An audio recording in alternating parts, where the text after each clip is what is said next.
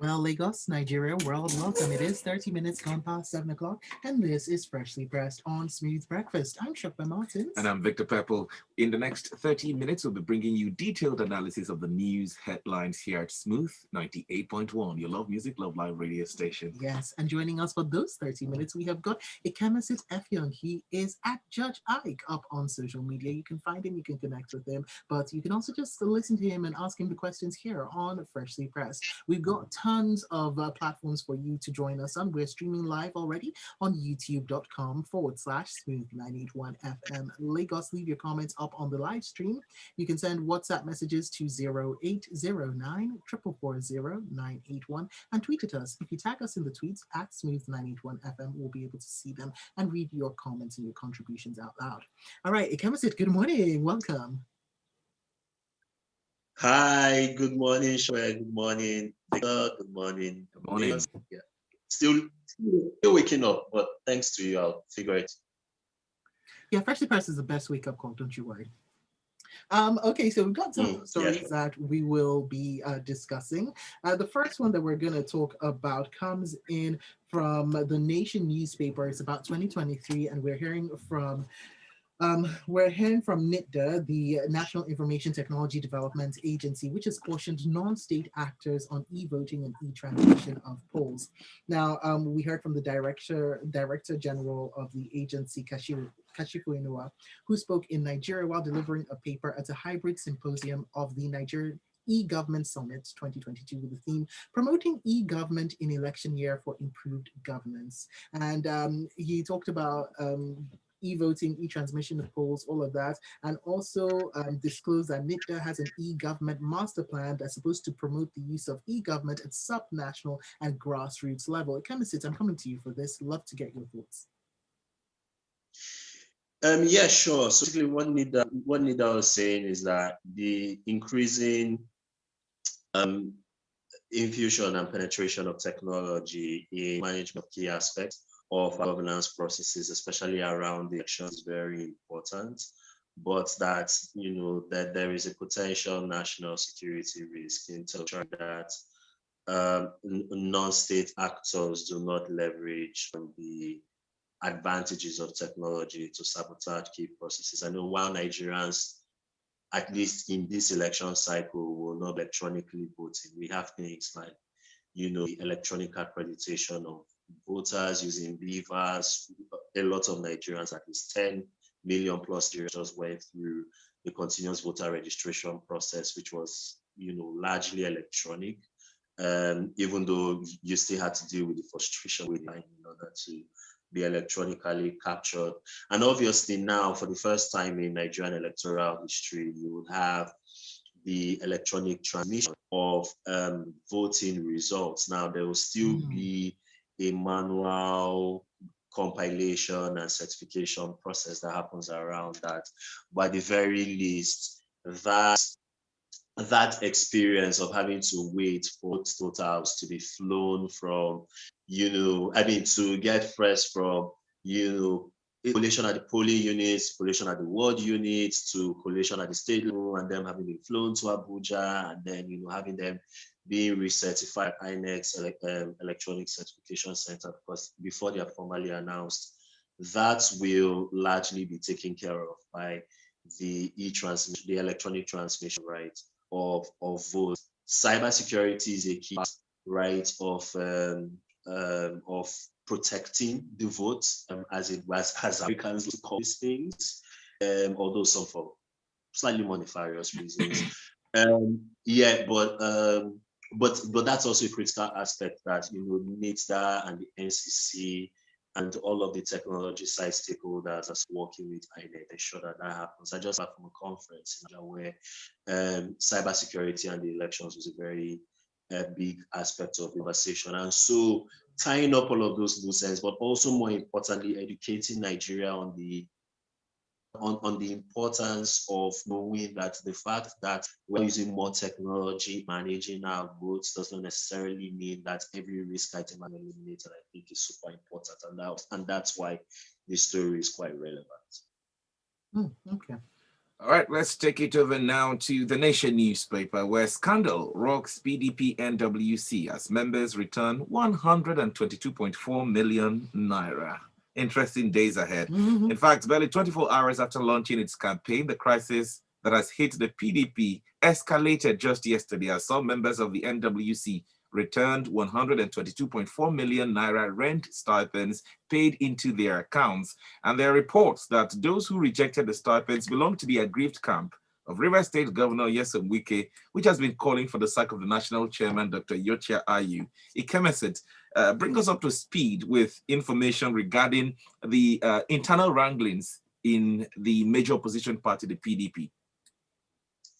Yeah, so the soup keeps getting spicier and spicier, I suppose, right? With PD. So basically, these people, according to reporting by the Nation, there are about just like this, okay, at least four of these National Working Committee members, and the paper suggests that more may actually toe the same line and return what rounds up averagely to about 28.8 million naira each, right, in supposed rent, what's the word now? Stipends. I don't know that anything that's in the millions is a stipend to begin with, but Chopin is the rich person in the room. People that the Christmas better. But the key No, don't worry. thing We've had 100 million naira palliatives for individuals. So, well, yeah. Fair. anything. You see, that's what you a better place to educate us, right? That's what this fits me. So the thing is this, right? And the PDP, to be clear, has come with a statement, pushing back at the assertion that this was a bribe, or this was basically hush money to get these people to be more pliant and compliant with the interest of the first the PDP national chairman, Dr. Yochai, but also by extension, the party's presidential candidate, Atiku Abubakar.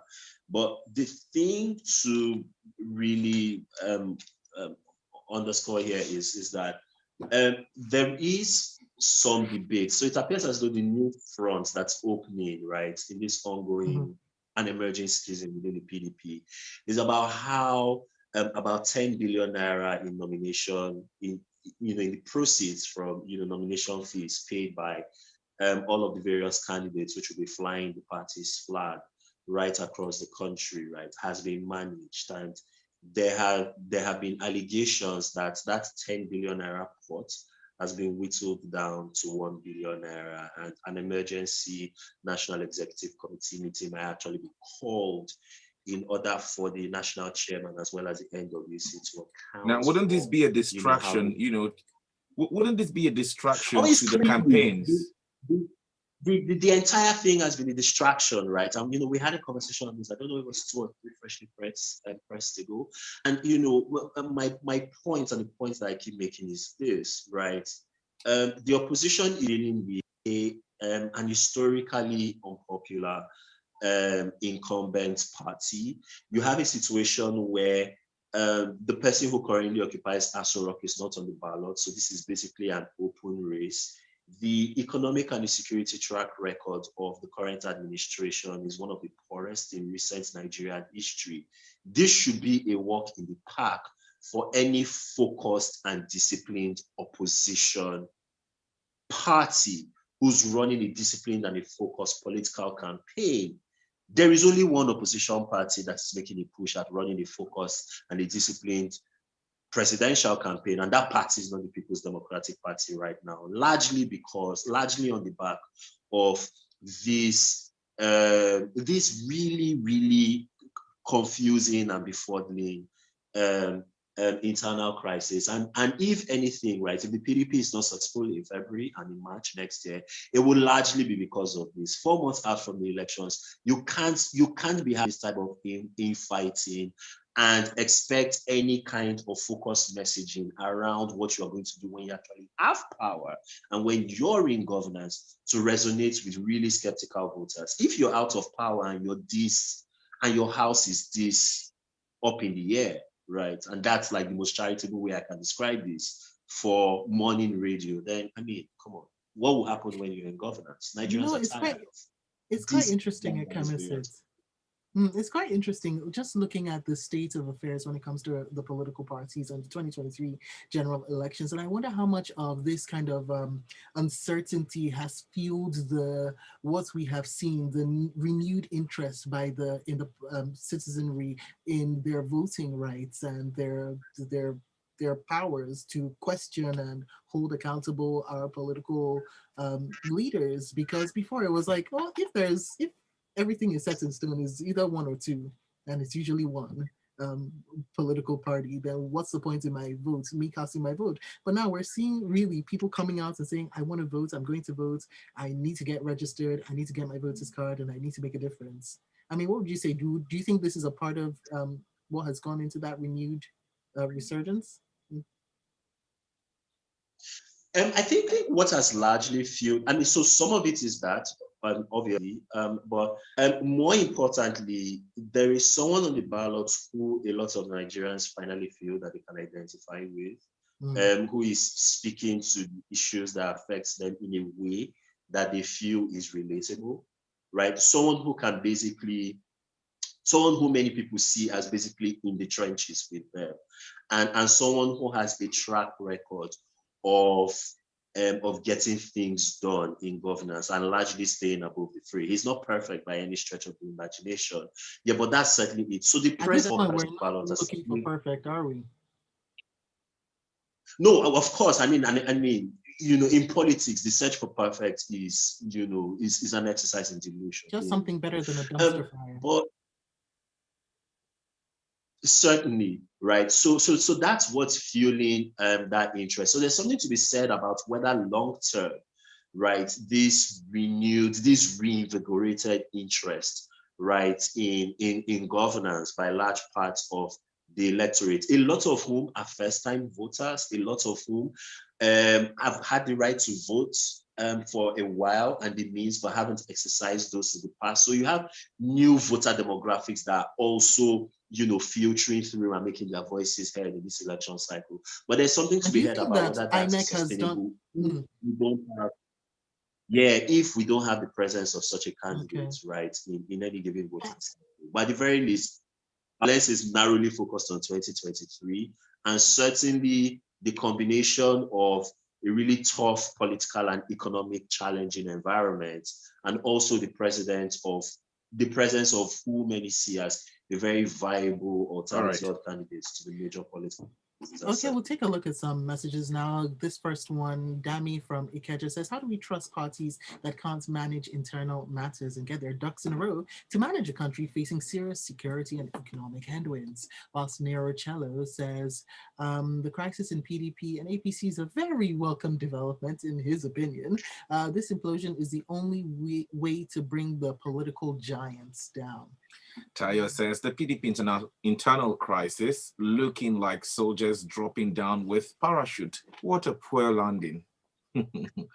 And Victor is in as well. He says that the PDP crisis is part of the spin-off from renewed interest of voters in what is going to happen in 2023. Returning funds of this magnitude by partisan politicians is not just because of the internal bickering, but because people trying to stick out as upright individuals because voters are watching. Victor Nwakasi sent that across to us. All right, moving on now to an article in from the Daily Trust. No, going back on community policing. That's what the Inspector General of Police, Usman Baba, said on Thursday, saying that the force would not discard community policing system arrangements that have already been put in place to checkmate various crimes at local levels, because he talked about this needing to build the police and citizens' trust. Which is a fundamental basis for effective community policing. But then I'm going to read this quote to you, Ikemesit, and then I'm going to ask for your thoughts, right? Because he says, however, with time, society became more and more complicit in covering up criminals among them and even offering protection for them against the law enforcers, which really feels to me like a placing of the blame and the burden of responsibility for rising levels of criminal activities on society and people in general. Your thoughts?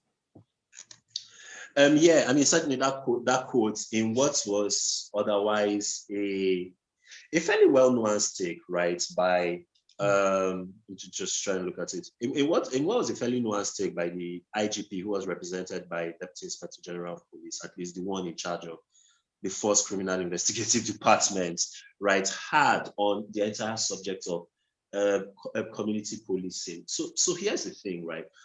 Community policing at its core imagines a partnership between the police and the police, where based on the strength of the relationship that constituencies are able to build, right, the police can enhance the work of the police by flagging and raising up early warning signs and signals of a breakdown in order in their community, right? Much in the same way as you would raise up important issues with a friend, just by exercising your own initiative and not waiting for crime or disorder to be entrenched before the police then comes in, right? We've kind of seen this happening with some of the regional security outfits, haven't we? Wherein we have the police and the security outfits on the same case, and then they come in and say, oh, we've gotten information from members of the community that the police may not have been privy to. Yeah, pretty much. And so, the police certainly needs to enhance its community policing efforts and initiatives. I personally think that if it exists, and let's give them the benefit of the doubt, even though, I tend to be mostly skeptical about these things by definition, I think that it needs to be significantly more amplified. There's also something to be said about the electorate just getting past some of their historic and, to be fair, well-earned, acrimony with the police and seeking to build relationships with units which are based in their communities. But when you have a situation where, just 48 hours ago, the National Human Rights Commission, right, finally issued recommendations, right, rising from its panel in terms of compensations, but also the dismissal and prosecution of erring police officers who are known, right, to have committed acts of impunity and brutality, right? So the police still has a lot that it can do institutionally to account for its own behavior, right, in terms of why Nigerians view it in many instances and in many parts of this country as an occupying force and not a partner in ensuring, right, in ensuring the continued upholding of law and order. Yeah, but its community policing initiatives, the police talked about ramping up visibility for its complaint response units as well as the public complaints bureau, so that anyone who has any issues with how policing is done in their community, so anyone who has been on the wrong side, right, of really aggressive acts of policing can institutionally and formally make a complaint. So amplifying those channels, letting people know how they can report incidents, letting people know how they can better engage, right, with the police. There's something to be said about carrying out a properly designed public enlightenment campaign to educate Nigerians. Don't assume they know. Don't assume that they understand how community policing is. And don't assume that the police should take the lead, as that particular quote that you itemized suggested, in how they are policed. You are the police. You are paid out of the tax purses and out of the earnings, right, of the public fiscus. This is your job, right? The Sopes and the Ikemesit have their jobs in addition to helping support you. Do your job. Reach out is the point. All right, we keep it going to the Punch newspaper now. 3 EFCC lawyers, 59 others make SAN list. Ikemesit, let's come to you for this. Okay, so this is just basically a roll call announcement, right? The legal practitioners privileges committee has issued this year's list of those who have made the prestigious rank of the senior advocate in Nigeria. So in that sense, there isn't so much into this story. But there's a particular point I want to raise, and this came up in some legal circles that some of my lawyer colleagues have been saying for a while, and this is because of the attitude and the behavior of certain SANs, right? Especially those who are either in government or who have received political appointments. And there's a growing debate within legal circles that SANs who have either been appointed into governance, right, or have acquired political office, either, via an election or via an appointment, should temporarily step down from the rank of SANs so that they can focus on their political activities. And this has come as a result of certain SANs who are in government, who are increasingly seen both within the profession and also externally as doing things which do not stand in consonance with the prestige and the gravitas, right, of the rank, right? The SAN, much like the, Queen's Council before the demise of, the British Queen, but now the King's Council rank in the United Kingdom, is very much a status symbol, right? It is an acknowledgement that you've done a lot within the legal profession and you are deserving of one of the highest forms of accolade, one of the highest forms of professional accolades that can be accorded to you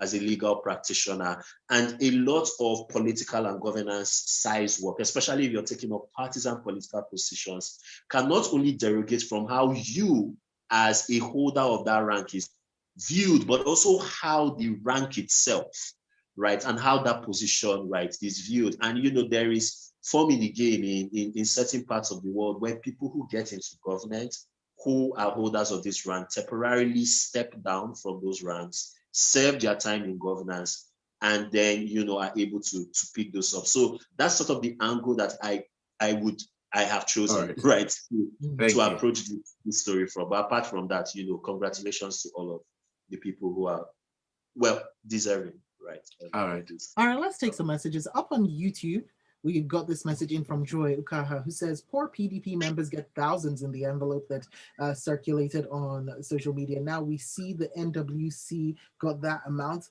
minimum. No wonder I'm not voting for APC or PDP, says Joy. Also says, Mr. Ikemesit, call his name, Peter Gregory Obi. Okay. Frank Okodadi says, and he quoted me, saying, we're just looking for something better than a dumpster fire. That was on point, says Frank, up on YouTube. And on WhatsApp, Dami from Ikeja is saying there are multiple videos on social media of armed men standing and watching unconcerned while thugs engage themselves in a free-for-all. Is the IG going to blame communities for the failing for failing to intervene? More messages on WhatsApp. I will take this one from Gab, who says, all the funds moving around, you'd expect the EFCC to sweep in, but since the chairman's collapse earlier, the commission has remained in a state of coma.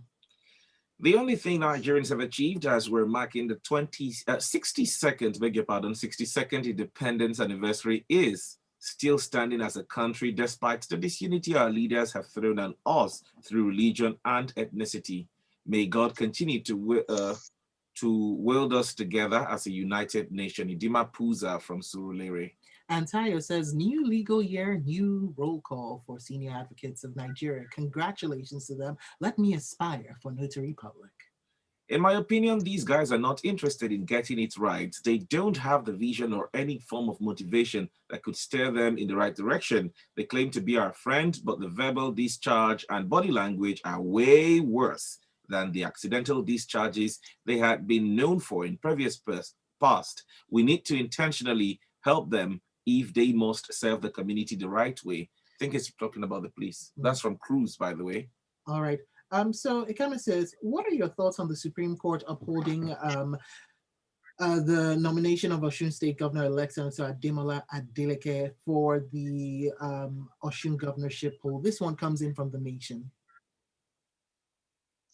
Yeah, so basically what the Supreme Court said was that based on section 285(1) of the Constitution, an appeal on a pre-election matter. So basically the other Adeleke's competitor at the PDP primary level was challenging the rights of Adeleke to have contested in the primary and then by extension be the party's governorship candidate. And as we all know, Adeleke won that election and is the current governor-elect of Osun State. But the Supreme Court said, based on the provisions of the Constitution, an appeal on what is a pre-election matter must be filed within 14 days from the day of the election. This appeal was not filed within 10 days. And so the other party had lost its right to challenge Adeleke's eventual nomination as a governorship candidate. And so, in law, this is what we'll call, a win on procedural terms. It's quite interesting that it took till September, right? This election took place in July. Primaries took place a lot earlier than July, but it's quite interesting that it's taken till September for this to be clarified. But then there's another point that I want to raise. This might look and sound like, this is me raising another technical legal point, but that's the benefit of having a lawyer and freshly pressed, which is that our Supreme Court hears a lot of matters. I personally think I've come to the professional opinion that it shouldn't. This is a matter on a procedural technicality, albeit one that is the subject of constitutional interpretation. Our Supreme Court, and by extension our judicial system, is overburdened with a lot of cases. There are so many cases down the Supreme Court's docket, as well as the dockets of the other superior courts of record, the Court of Appeal, the Federal High Court, right, which are on matters of procedural law that could either be well taken care of at the lower courts, or at the very least, the Court of Appeal should be the right bus stop. And, I'm getting to the point where I think that substantial judicial reform, which will require constitutional adaptation, should happen such that we are a federation. Our brand of federalism is too centralized, right? In every other federation that includes the major ones, India, Canada, the United States, Australia, and New Zealand is a very small federation. All of the constituent states have their own Supreme Courts where certain matters, right, end there. Nigeria has 36 states. We are a federation in nominal terms. The executive and the legislature exhibit a brand of federalism, which is not perfect, but still resembles a form of federalism that we all learned in school and we understood. The judiciary, though, in Nigeria is highly centralized, and that's one of the key reasons why you have a lot of legal cases, right, which are backlogged and are just slowly streaming and working their way through the courts. I don't think this particular matter is a matter which the Supreme Court should be bothered with. The Supreme Court, right, much like Supreme Courts in many other parts of the world, should deal with some of the more substantial and weightier issues of the law, so that we don't have a situation where, for an election that took place in July, we're figuring out in September that a procedural aspect of the Constitution that would have taken care of that election has actually been complied with. That is time lost that the Supreme Court, and by extension, all of us and potential litigants, would have been better served doing other things. So, yeah. I've been warned by some of my colleagues who are listening in that I'm shaking a few legal tables. So here is another one for you guys. All right. We'll just quickly look at this other story from the Guardian newspaper. This day newspaper. Expanding sugar production will fetch Nigeria $350 million annually. Can we touch on that real quickly, Ikemesit?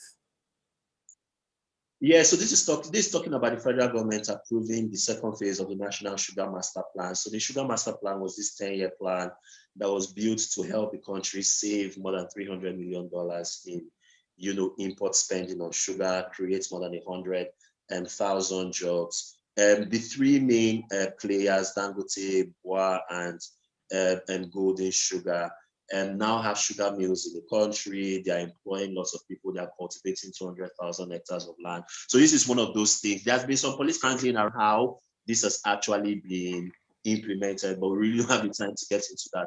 But in terms of the bread, this has been, from an agricultural substitution standpoint, this has been largely successful. Sugar is at least one of those things of which prices aren't rising as dramatically in the market as you've seen in other areas. We have a lot more domestic suppliers now. Nigerians consume, the sugar that Nigerians consume now is largely domestic grown and produced. So this is something of a success story, right? From the agricultural sector, which is one in which there are precious few success stories. And so, just an expansion of what we currently have now. And hopefully this goes as well or even better than the first place. All right, and we have come to the end of the show. To keep the conversation going with Ikemesit, all you need to do is find him up on Twitter at Judge Ike. And Ikemesit, thank you so much for joining us for this half hour. It's been a pleasure. Thank you for taking us down those little winding paths of your thoughts, especially with regards to court matters. It's what we Love do. it. It's what we do. Yep, it is what we do. It's my All pleasure. right. So looking forward to having you back on the show next week. Have